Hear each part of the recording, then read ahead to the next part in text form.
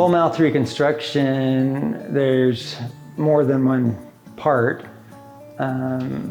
So if we're talking full mouth reconstruction on the teeth that you have left, that involves multiple crowns on teeth, redoing old fillings.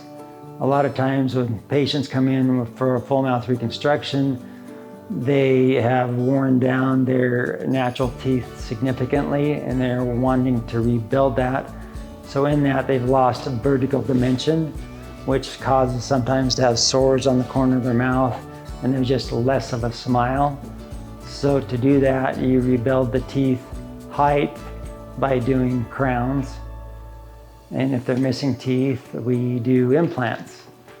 And that goes all the way up from there to full mouth extractions with replacements of just a tissue-borne denture, upper and or lower, or an implant supported or retained denture that is removable.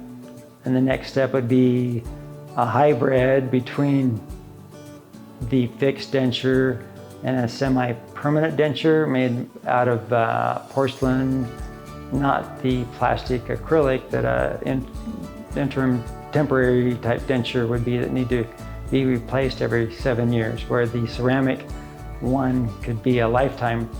And the next step is full mouth implants with a roundhouse all ceramic denture that's glued in permanently, and you clean that by just using a water pick to go around underneath the denture. All of them are great options, just depending on what the patient's most interested in and what their final outcome that they want.